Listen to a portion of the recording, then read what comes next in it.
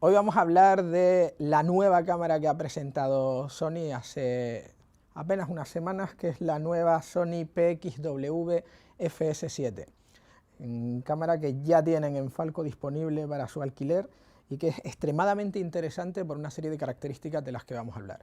Es una cámara que básicamente es como coger una F5 de Sony y meterla en una cajita más pequeña y mucho más cómoda para poder utilizarla a hombro y poder llevarla a hacer otro tipo de trabajos que normalmente no haríamos con una cámara como la F5 o que nos costaría más hacer, necesitaríamos más cantidad de accesorios, etc. En primer lugar vamos a hablar de a quién va dirigida la cámara y cuáles son las características muy genéricas o fundamentales de la cámara. Y como podéis ver, lo que acabo de contar, tanto por su sensor como por su procesador, la calidad de imagen es exactamente la misma que una F5, con la peculiaridad de que, a diferencia de la F5, con esta cámara nosotros podemos grabar en 4K internamente. Ya digo, misma calidad de imagen, mismo sensor exactamente, mismo procesador y una serie de diferencias lógicas para el uso.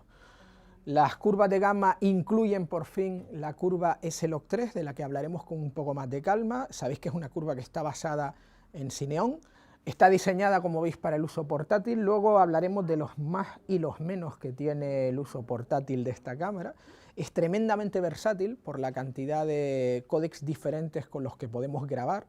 Nos va a servir para un roto y un descosido, podemos grabar con mayor o menor calidad, podemos sacar RAW de la cámara para grabadores externos, con sus pequeñas peculiaridades que también diremos, pero en general es una cámara muy versátil. Luego podéis ver que también tiene una serie de características como una empuñadura multiusos, de la que también hablaremos con un poco más de calma, que es lo mejor que tiene esta empuñadura y lo que no está tan bien, pero bueno.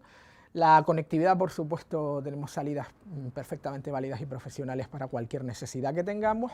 Y por último, como ya digo, la grabación externa nos va a permitir ampliar las posibilidades de la cámara. Esto en general. Básicamente, ¿para qué nos puede servir esta cámara? Pues nos puede servir para operación en documentales, o bien reality, o bien publicidad, publicidad de bajo coste, o incluso, ¿por qué no?, películas independientes, porque las características que tiene nos permitirían sacar suficiente calidad de imagen para cualquiera de estas funciones, con, ya digo, ciertos límites y ciertas peculiaridades de las que vamos a hablar. De modo que, ya digo, es una cámara increíblemente versátil, y eso está muy bien porque cada día tenemos más ventajas al respecto. Otra de las ventajas habitual ya en las cámaras de Sony es la montura que llevan. Lo hemos mencionado en otras ocasiones, pero voy a insistir en el concepto de distancia focal de brida. Pues la distancia focal de brida no es otra cosa que la distancia, como veis aquí, que hay entre el anillo de metal de la cámara y la parte trasera del objetivo con respecto al plano. El plano que en su día era la emulsión fotoquímica y ahora es un sensor. Eso es la distancia focal de brida. Esa distancia, que puede parecer una tontería, es fundamental para saber el tipo de ópticas que podemos adaptar en cámara. Y hay dos cosas importantes. En primer lugar, ya digo, esta distancia, y en segundo lugar, el diámetro que nos permite la distancia focal de brida concreta o la montura concreta. Dos datos muy importantes. La montura que tenemos en este caso es una montura tipo E. Aunque la montura tipo E en Sony está pensada originalmente para cámaras fotográficas, también nos sirve en este caso para cámaras de vídeo. Y tiene una ventaja muy grande, y es que tiene una de las distancias focales de brida más cortas que hay ahora mismo en el mercado. Son 18 milímetros. ¿Esto qué significa? Significa varias cosas. Primero, a la hora de desarrollar ópticas para esta distancia tan corta, hay que ser mucho más preciso, porque las tolerancias son mucho más pequeñas que en una distancia más grande. Es decir, que cuando se fabrican ópticas específicas para esa montura, como hace Sony, tanto en su gama de ópticas fotográficas, la gama alfa, como en toda la serie de ópticas de vídeo que van con montura E, tiene que tener muchísima más precisión mecánica a la hora de encajar bien esas ópticas, porque hay muy poca distancia entre la montura metálica propiamente dicha y el sensor y la superficie del sensor. En segundo lugar, esto significa que, como la mayoría de las monturas del mercado tienen una distancia focal de brida más amplia que los 18 milímetros, con un adaptador, hay distintos tipos de adaptador, se va a poder colocar sin pérdida de luminosidad cualquier otro tipo de óptica. ¿De acuerdo? O sea que tenemos monturas para, como veis aquí, para Nikon F, para las antiguas Canon FD, para las Leica M, para las Konica Minolta MD, para las Olympus, para las Contax, las Yashica, las Leica R, las Pentax y por supuesto, vamos a ser claros, la que más se utiliza, que es el típico Metabons para la GF de Canon. Una gama enorme de ópticas. Esto significa que si juntamos todo podemos llegar a lo mejor a las 200 ópticas posibles que le podríamos colocar a la cámara delante. Ya digo, adaptador mediante. Otra de las cosas es el diámetro. El diámetro es 46,10 milímetros. No es el más grande del mercado, no es tan amplio como en las propias monturas FZ que carga Sony o que lleva Sony en sus cámaras F5, F55, también con una distancia focal de brida de 18 milímetros, pero con un diámetro un poco más ancho, pero es más que suficiente para cualquier tipo de óptica estándar que nosotros podamos colocar delante de la cámara, tanto de fotografía como de cine, con lo cual, ya digo, va a ser muy cómodo y muy versátil. Es muy importante esta versatilidad. Aunque Sony ofrece cada día más ópticas propias, pues siempre está bien poder utilizar las ópticas que ya tenemos en casa y eso abarata además la posibilidad de trabajar con la cámara. ¿Qué tenemos dentro? En primer lugar, el sensor, como hemos dicho antes, es un Exmor 4K de Super 35 milímetros, es exactamente, insisto, el mismo sensor de la F5. El conversor analógico digital del sensor es un conversor de 16 bits lineales, que nos va a permitir trabajar incluso en salida, si fuera salida RAW, nos va a permitir trabajar a 10 o 12 bits. Luego veremos exactamente las limitaciones que tiene la salida de cámara que no el sensor, pero ya digo, es un sensor muy interesante, entre otras cosas por la latitud que ofrece. ¿Qué latitud tenemos? Pues esto va a depender de las curvas de gamma que apliquemos. Luego hablaremos de que existen multitud de curvas de gamma diferentes en el modo custom de grabación en cámara, pero las más importantes, para que os hagáis una idea, tras hacer pruebas con ellas, hemos visto que la gama estándar 5, que vendría a ser la recomendación 709, para los que no sepáis qué es esto, os recomiendo que vayáis al videotutorial en el cual hablamos de monitores forma de onda y contamos todo esto de qué significa Rec 709 y demás, es importante. Aproximadamente, si tenemos este estándar que sería el más limitado, yéndonos a la variable 709 de 800% de rango dinámico, estaríamos hablando de entre 11 y 12 stops útiles. Mientras que si nos vamos a los hipergamas, el hipergama 7, que en este caso de nuevo hablaríamos de un intervalo tonal de un 800% y de un gris medio situado aproximadamente en el 40%, siempre dentro de esas condiciones, ya tendríamos entre 12 y 13 stops útiles. Y por último tenemos lo más interesante de la cámara, que sería trabajar con la curva S-Log3 o con S-Gamut 3 Cine.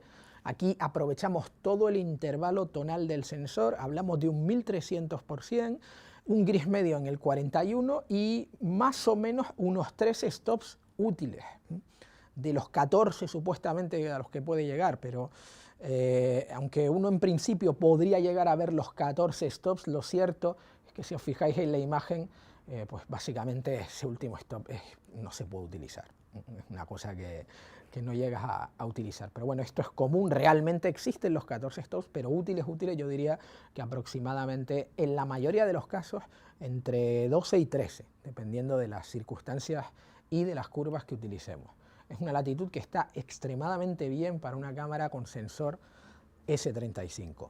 Esta cámara, igual que ocurre con la F5 e igual que ocurre con la F55, tiene básicamente dos modalidades de grabación, dos modos de grabación muy importantes, el modo Custom y el modo Cine EI. El EI, para los que ya conocen o han trabajado con estas cámaras, o también con las RED, que también tienen un modo EI, digamos que es un modo específico para trabajar, normalmente pensado para trabajar en cine, pero que podemos utilizar en otra serie de trabajos porque nos da unas ventajas fundamentales. Por resumirlo mucho, en el modo custom o personalizado, uno tiene que entrar, navegar por los menús y modificar todo como nosotros queremos, y tenemos la imagen, vamos a llamarlo así, tostada o procesada a nuestro gusto. El modo custom es un modo ideal cuando lo que queremos es trabajar y postproducir a gran velocidad, que la imagen que sale de cámara apenas tenga modificaciones y tal cual vaya, el aspecto de la imagen lo decidimos en la cámara, lo procesamos en la cámara y trabajamos con él rápidamente en postpro, montamos, corregimos alguna cosita y poco más. De modo que si tenemos mucha prisa, si el trabajo va a ser para televisión y es para anteayer, etcétera, etcétera, puede ser interesante utilizar el modo Custom.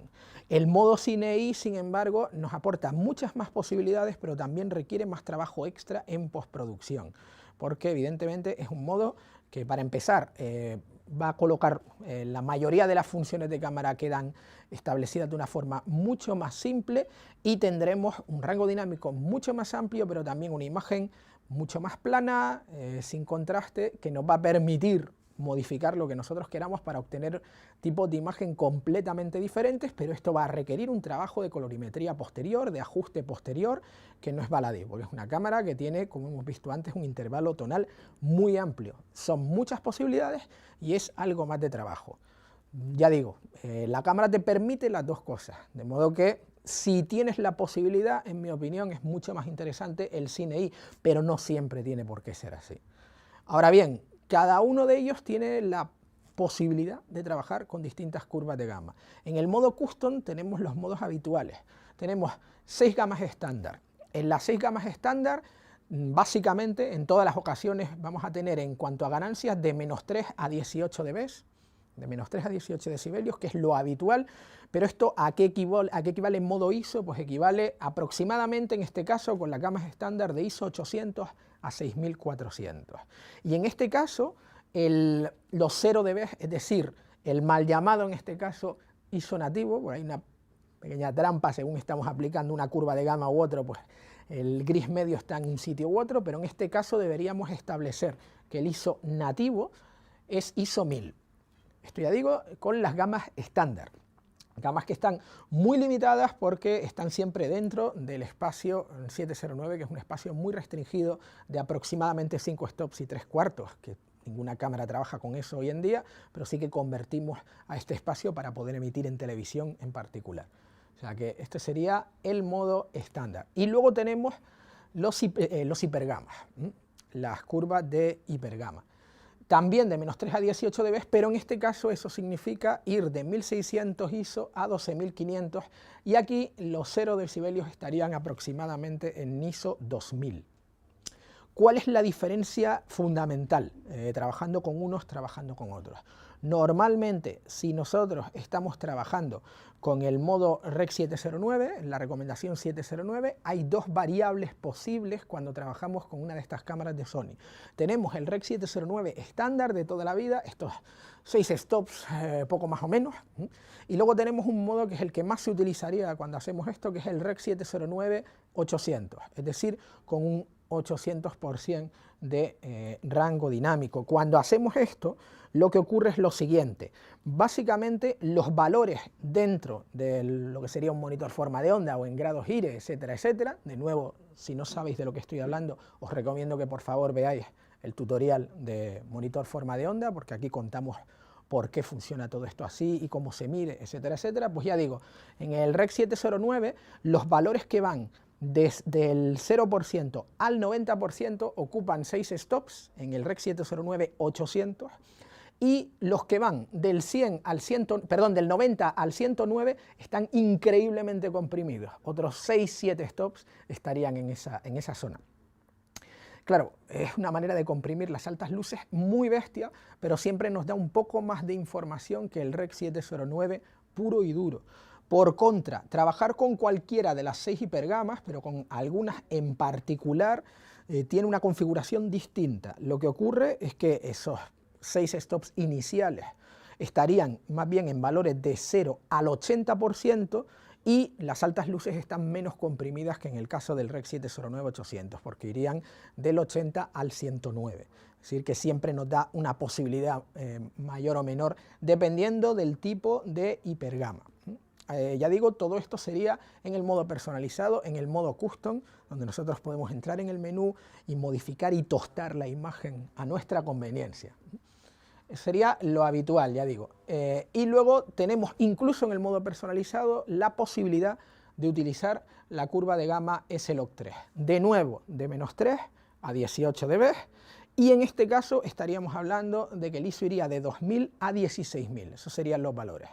Y contaríamos que el 0 dB, que el ISO, entre comillas, nativo, el ISO estándar, sería 2500. El recomendado por Sony para utilizar en este caso, si estamos usando el S-Log3, es el ISO 2000.